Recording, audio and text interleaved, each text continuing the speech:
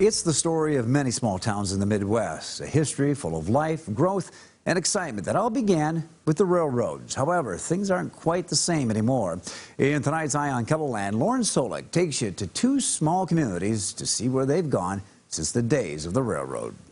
Drive down the interstate and you pass by signs for nearby towns, communities filled with history that may be all but forgotten. The late 1800s brought the railroad through rural Midwest, helping establish businesses and towns. That's how Delmont, South Dakota and Beaver Creek, Minnesota got their start.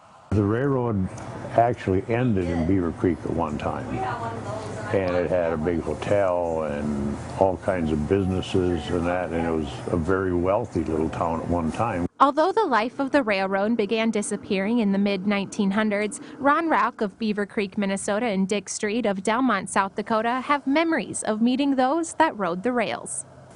Every summer, this guy would come. He was from Iowa, and he played the violin. So a bunch of us used to come over, and we knew that he must be hungry, so we went home and got sandwiches and brought them over every year that he was here. Those people were always so nice. You know, like you think, boy, there'd be some bad kind of people coming in, but they're always friendly and nice and talk about where they'd been, and it was kind of interesting because a lot of those people traveled long ways by rail. But there was more to growing up in these towns than just the trains passing through. Imagine for a second bandstand music echoing off these buildings and children roaming in and out of grocery stores with penny candies. They'd all come Saturday night, park along Main Street and listen to the band concert. And after that, they'd go to the Home Plate Cafe at that time, and they'd have hamburger ice cream. Usually they'd have to get, and they'd go to the store and do some shopping, and it was just always busy. Rauch's family moved to Beaver Creek in the 1950s to help his grandfather run their grocery store.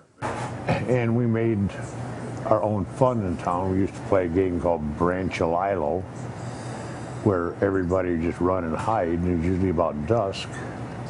And we'd have to yell out a name, the Branch-a-Lilo, and people had to come and find us. And we probably would do that for hours until the whistle blew at 10 o'clock, where it was time for everybody to go home. Street grew up in Delmont, and although he left town for a while, he came back and opened Dick's Market. Oh, it was kind of crazy because we would run around a lot and had parties and things like that, you know.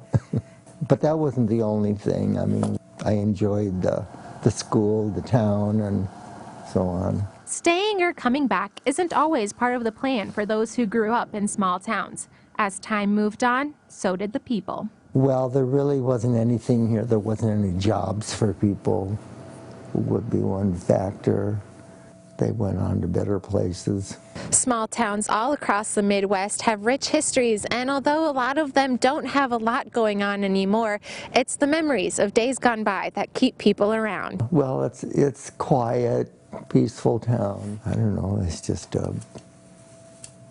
leaves a lot of memories of a town that we once lived. A little loyal to my grandfather, been here so many years, and the store went from my grandfather to my dad to me, and now this went to my nephews. So we've been here in business about 101 years. Wow. So there's kind of there, yeah, you could have went someplace and made more money and did better, but just a small town feel always appealed to me. With Eye on Kettleland, I'm Lauren Solik. Both Street and Rock shared their memories, many more memories with us about growing up in those towns. We posted them under the story at kettleland.com.